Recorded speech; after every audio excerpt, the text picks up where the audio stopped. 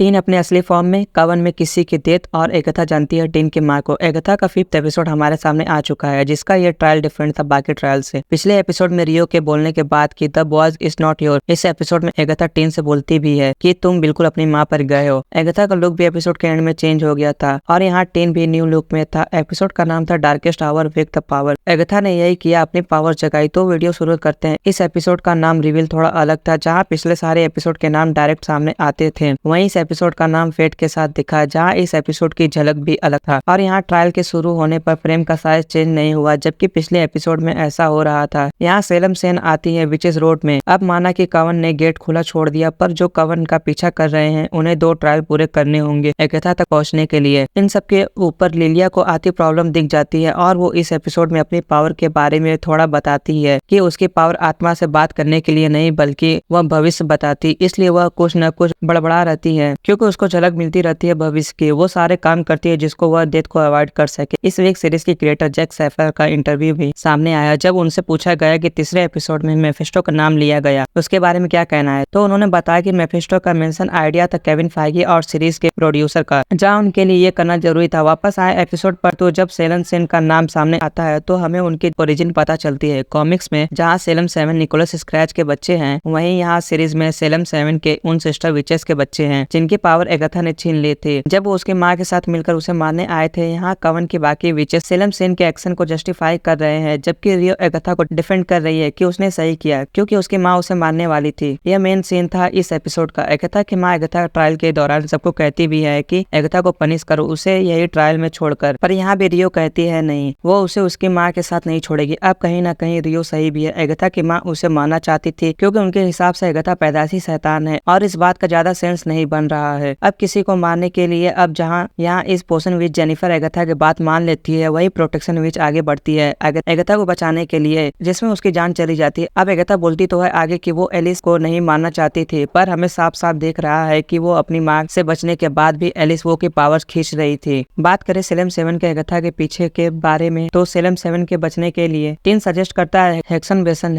Hexane बेसन witches की झाड़ू को कहा जाता है, जिसे पूरा कवन नफरत करता है, ये बोलते हुए कि हेक्सन बेसन बिलोंग करता है फीमेल डोमेस्टिक सिटी को। और आप यहाँ इस एपिसोड में देख सकते हो कि कवन झाड़ू पर नहीं बल्कि पेड़ के ऊपर उड़ रहे हैं। यहाँ ये भी फनी था कि जहाँ सभी विचेस डर के गिर रही थी, वहीं रियो हंस रही थी। वो आगे भी हंसती है जब इजी बोर्ड डेथ को मेंशन करता है। आगे आए ट्रायल पर, तो ये ट्रायल था एगाथा का, जहाँ उन लोगों को इजी बोर्ड के थ्रू बात करना था आत्मा से। इस बोर्ड के बारे में बात करें तो फर्स्ट रूल, इस बोर्ड को अकेले यूज नहीं करना। ट्रायल के एंड में टीन बोर्ड को अकेले यूज करता है और बोर्ड से जवाब आता है निकोलस स्क्रैच और एगाथा को स्क्रैच की आवाज आती है और ट्रायल एंड हो जाता है। सेकंड रूल, एक दूसरे की बात मत काटना। यह रूल इस कवन को बहुत ऑफेंड करता है। तीसरा रूल, आत्मा को सहना नहीं। चौथा रूल, मौत के बारे में मत पूछना। जबकि ट्रायल के बीच में ही जवाब बोर्ड में लिखा आता है कि वो लोग मौत से बात कर रहे हैं, जिस पर रियो हंस पड़ती है, पर कहीं न कहीं ये रूल भी टूटा। फिफ्थ रूल, सेशन हमेशा गुड बाय से एंड करना। तो अब बात यह है कि यहाँ ट्रायल था क्या, सिर्फ आत्मा से बात करना? और एगाथा ने ट्रायल को कंट्रोल करने की कोशिश भी की। उसने सायरन का गलत नाम लेकर उसे समन करने का नाटक किया और ये बोर्ड कुछ भी नहीं करते हैं और उसे यूज करने वाले ही कंट्रोल करते हैं, जैसे एगाथा यहाँ कर रही थी। जिसके बाद रियो ने बोर्ड को कंट्रोल किया डेथ लिखवाकर। आप देख सकते हैं कि जब कोई पनिश करने की बात कर रहा था, तब रियो एगाथा को देखकर हंस रही थी, जबकि सभी विचेस एगाथा को पनिश करने के बारे में डिसाइड कर चुकी थी। तभी टीन का एक्सप्रेशन बदलता है और एगाथा वहाँ से गायब हो जाती है। इस एपिसोड में टीन की पावर रिवील्स हुई। टीन के पास शुरू से ही पावर्स थे। वो अपनी पावर से लिलिया और जेनिफर को कंट्रोल करता है, जो कि एगाथा फेंक देती है दलदल में और फिर टीन खुद उन्हें फेंक देता है दलदल में। टीन की जो यहाँ पावर्स दिखी वो सेम है कॉमिक्स में स्कारलेट विच के बेटे वीकेंड के पावर से। इन सब के ऊपर एगाथा जब उसे कहती है कि वो अपनी माँ पर गया है, तो ये हैरानी की बात है, टीन ने ऐसा क्या किया जो वो अपनी माँ पर गया है और बोर्ड पर निकोलस स्क्रैच क्यों लिखा आया, जबकि सबको दिख रहा था कि स्पिरिट एगाथा की माँ है। क्या कवन बोर्ड ने निकोलस से बात कर रहे थे? ज्यादा खतरनाक टीन का लुक, जो कि वैसे ही रिवील हुआ जैसे वांडा विजन के एंड में स्कारलेट विच का लुक रिवील हुआ था। यहाँ तक कि जब एगाथा बोलती है कि टीन अपनी माँ पर गया है, तो जो बैकग्राउंड थीम सॉन्ग प्ले हो रहा है, जो कि स्कारलेट विच का थीम है, पर यहाँ टीन का क्राउन बहुत जबरदस्त था। इन सब के ऊपर एलिस वो जब मारी गई और टीन ने बाकी विचेस को दलदल में गिरा दिया, तब हमें रियो नहीं दिखी। उसका एलिस के बॉडी के साथ रुकना कहीं न कहीं बता रहा है कि वो सही में बॉडी लेने ही आई थी।